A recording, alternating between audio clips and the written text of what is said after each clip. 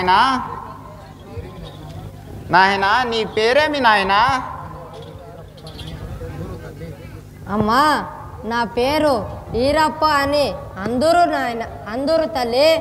నాయనా నీకు ఎంత జీతము ఎంత దైవము ఇవ్వవలెను నాయనా? అమ్మా దైవముతో అవసరము లేదమ్మా. నాయనా అది ఏమి నాయనా? ధనుమూలము మితం జగత్తు అని అంటారు కదా నాయనా?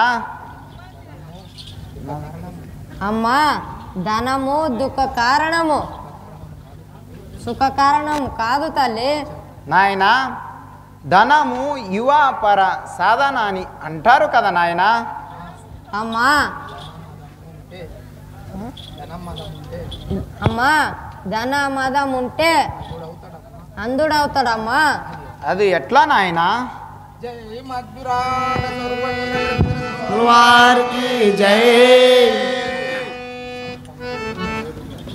అమ్మా నాయనా సంపన్నుడు ఎరగలేదు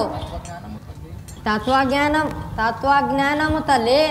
నాయనా సంపన్నుడు దళిద్రుడు అవుతాడా నాయనా?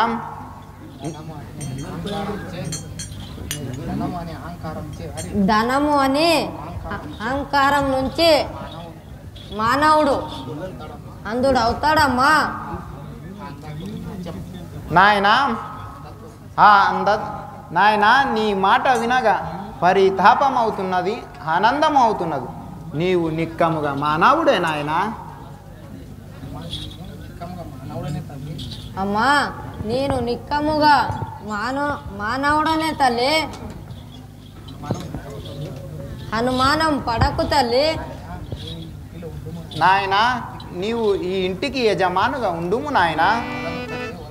వలదు తల్లి వలదు, నాకు గోవులే చాలు. సరే నీ ఇష్టము నాయనా. ఘోరహారాన్ని అడవిలకు పోవకు, రవ్వల కొండ సమీపముగా ఉండుము నాయనా?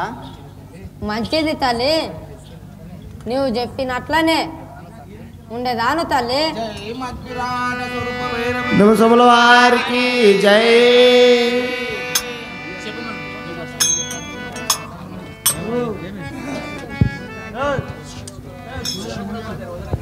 మాస్టరు యో ఏమో మళ్ళా నీవు పదం పాడు నేను పదం పాడు ఏమేమో అంటారు కదా వీళ్ళు. ఏమంటే ఆ యొక్క బ్రహ్మము తల్లి నిడిచి వచ్చే కదా. అవును. రాంగా ఒక కట్ట ఉండే కాపోళ్ళ ఇంటి ముందల. ఆ కట్ట మీద రాత్రి అయ్యా అని అనుకునే ఆ అమ్మ వచ్చమ్మా నా స్కూల్ వేసి ఏం చేస్తుంటారు కాపోళ్ళు ఇప్పటికి కూడా ఎట్ల ముఖం ఆవుల ముఖం చూద్దామని ఎట్లా కొట్టం పోతుంది. అవును. ఆ కట్ట మీద ఆ పిల్లగాడు అనుకున్నాడే, హాహా ఎవరు కుమారుడు ఎంత శృంగారం ఉన్నాడు కదా ఈ బాలుడు అని ఆ కుమారుని వల్కరించే, నాయనా నీది ఏ ఊరు, నీ పేరేమి, నీ తల్లిదండ్రులు ఉన్నారా, మరి ఎక్కడ పోతున్నావు అంటే, అమ్మా నాకు తల్లిదండ్రులు ఎవరు లేరు. అవును. నేను ఒక్కనే ఉండా, నాకు తల్లిదండ్రులు ఎవరు లేరు తల్లి, ఎవరు చూసుకుంటే వాళ్ళే తల్లిదండ్రులు నాకని ఆ హెచ్చమ్మకు చెప్పగా, నాయనా నీవు అప్పుడు బ్రహ్మం అంటాడు, అమ్మా మీ ఇంట్లో నీకు పిల్లలు ఉండరా తల్లి అంటే అడుగుతాడు. లేదు నాయన ఉండరు, కానీ నా కొడుకు ఉన్నాడు, పుట్టినప్పుడే నీ నడమంతల కళ్ళు పోయింది నాయన, గుడ్డోడు ఉన్నాడని. అమ్మా అప్పుడు వచ్చామంటదా, నాయన పాలు సక్కెర తాగురా ఆయన, ఎప్పుడు తిన్నావు ఎప్పుడు లేదు ఆలుగొన్నావు అని అనగా, అమ్మ